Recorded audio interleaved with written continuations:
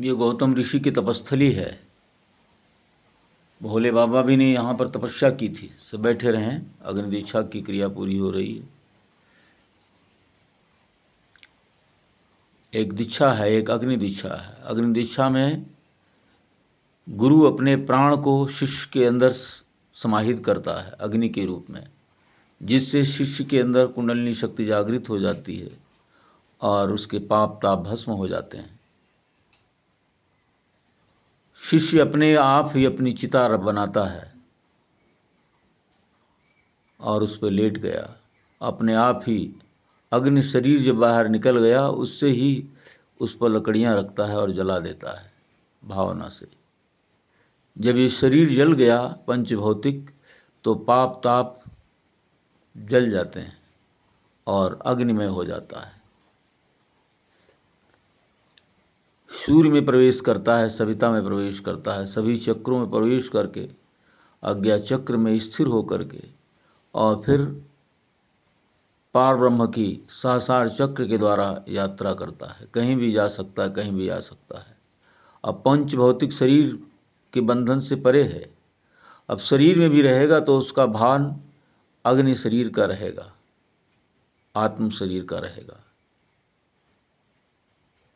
ये अग्नि दीक्षा है।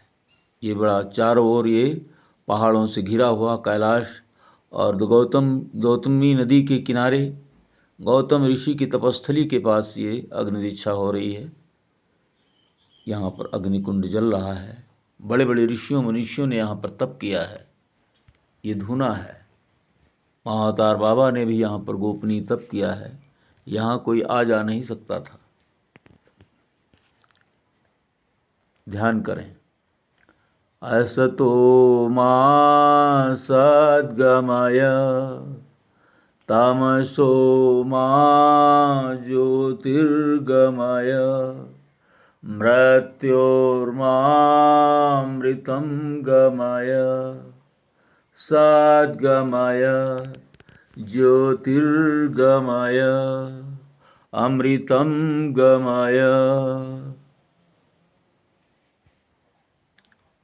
आनंद में साधक वर्तमान में भविष्य को स्तंभित किया गया और भूत को भी स्तंभित किया गया। अब आप वर्तमान में हैं, वर्तमान में ही सुख है, आनंद है। वर्तमान में रहें। आज साधना में हैं, साधना में रहें। इधर उधर के कोई भी विचार नहीं आएंगे। ओम ओम ओम ओम। ओंकार की ध्वनि मंधुर गुंजायमान हो रही है। शांति से अपने कानों में सुने। उठत मधुर धुन राग रे, मेरी सूरत सुहागन जागरे। अपनी असली सूरत को देखिए, अपनी आत्मा को देखिए। हम वो हैं, अनंत हैं। ईश्वर का अंश होने के कारण हम स्वयं ब्रह्म हैं, ईश्वर हैं, सच्चिदानंदो हम, अहम ब्रह्मास्मि।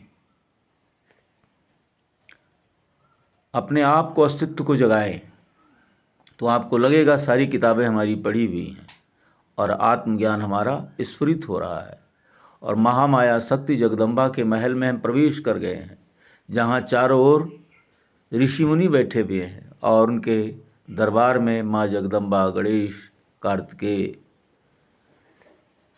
और भोले बाबा बैठे हुए हैं। जय शिव शंकर। और उनके चरणों में साष्टांग प्रणाम करें कि ये जो आज हमें ध्यान मिला है, ज्ञान मिला है, अनुभूति मिली है, ये कभी भी भूलने न पाए। अनुभूति भी एक खजाना है। उस खजाने को कभी भी व्यर्थ न जाने दें। जैसे हम तिजोरी में खोलते हैं, खुश हो जाते हैं अपने दौलत को देख करके, वैसे ही अनुभूति भी आध्यात्मिक पूंजी है। यही आपको परमात्मा से मिलाएगी और अगले जन्म में भी अनुभूतियाँ कराएगी, बोध कराएगी। जय माँ जगदम्बे। ओम ओम ओम।